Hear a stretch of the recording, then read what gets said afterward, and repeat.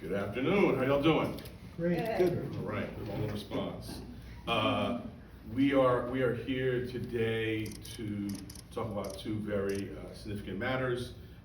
First, People versus UDEH, a bribery case, and then People versus Hernandez. I know many of you were just in court in the homicide case. I'll start with People versus UDEH, and I want to start with a lot of gratitude, first and foremost, for the work of our phenomenal partners at DOI. We're joined today, first and foremost, with Acting Commissioner Christopher Ryan, and then his colleagues, James Ferris and Mike Morris, and always humbled to be working with our assistant district attorneys here and our team here, which this case is charged out of the Rackets Bureau, Ava Thomas, looking for folks on it, and then assistant district attorney James Clark. Let me start with some of the facts of UDEH and taking a step back. The bribery involves construction site projects, and so I think it's helpful to do some table setting. The Department of Buildings is tasked with ensuring site safety for construction sites for 1.1 million buildings. Sheer volume of that number of construction applications lends itself to some natural backlog, and that backlog creates opportunity for fraud. We allege that JAKE UDEH stepped into that opportunity and took advantage of it by accepting bribes in increments of $500 to $1,000 to subvert the process and leapfrog himself over other projects. Sometimes the jobs are reassigned to his team, which he led, and sometimes he personally approved projects. In total, 3 construction companies paid him in excess of $75,000 to subvert this process, which is overseen by career public servants. And we're talking more than 300 construction projects. And I'm gonna just step around here, because I think this demonstrative really shows this is from one of the co-defendants, Mr. Huang, and we allege, this kind of captures the fraud. You see descriptions of 9 projects. You can see by code number and then address, and then sort of after some of them, specific numbers. $500, it's already been disapproved. Here, address in Brooklyn, hey, reassign that $1,000. And so these are a message from Huang to defendant UDEH, and we allege that really captures the nature of the fraud. You pay me, and I will let you subvert the process, and those are the heart of the alleged bribe charges here.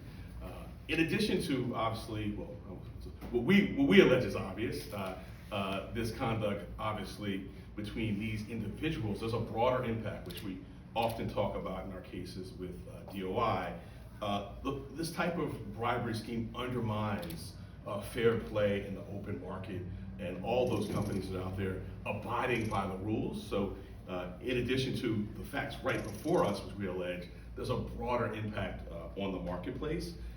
And the fraud and the bribery also undermines the work of the Department of Buildings. Important work, mission that is guarded by hardworking public servants for all of our safety. And this type of alleged scheme really subverts that. So that's the first matter. I'll return to the second, but first let's hear from our great colleague, no stranger, and with some pride I have to note, a former assistant district attorney here, Acting Commissioner Christopher Ryan. Well, thank you, DA Bragg. It's always a pleasure to come back to the Manhattan DA's office, where I spent the first 20 years of my legal career. This is really an impactful and important case. Our relationship with the Manhattan DA's office is certainly one of our strongest. It is a reliable partner that we bring these important cases that have real impact here and throughout the city. I also want to thank the members of the Rackets Bureau who do tremendous work with the investigators here at DOI. I also want to upfront thank our partners at the Department of Buildings, who we have a great relationship with. The one thing from a DOI perspective that I would ask everyone take away from this is that this is exactly how DOI cases are supposed to happen and work.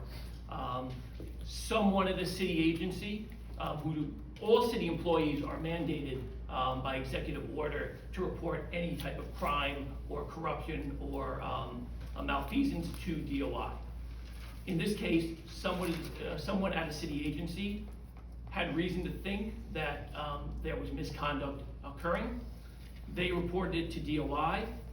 DOI contacted our partner prosecutor's office very early on, and we worked the case together, and we're here today. So obviously we're at the beginning of a new administration. There are a lot of existing continued employees throughout the city, but a lot of new employees as well. And I would let them all, I'd remind them all of their obligation to report misconduct to DOI. And then this is, like I said, a model case. This is how we want things to proceed. Want to again thank the Department of Buildings, Commissioner Tigani, and his staff. And like I said, this is how it's supposed to work. Unfortunately, misconduct and corruption happens in city government. DOI's continuing mission is to combat that, and we do it well with our partner prosecutor offices. Thank you. Thanks so much, Commissioner Ryan. And we just thought it would be appropriate, obviously it's two different subject matters, two different cases, and if our colleagues from DOI will indulge us for a moment, we wanted to talk about the People versus Hernandez matter. We announced also today the indictment of Mr. Hernandez, who allegedly shoved two people into the subway tracks at the 63rd and Lexington station, what we allege was an unprovoked, heinous attack. One of the victims, an 83-year-old Vietnam veteran, tragically died of a traumatic brain injury 9 days later. A second victim injured his shoulder, but thankfully survived.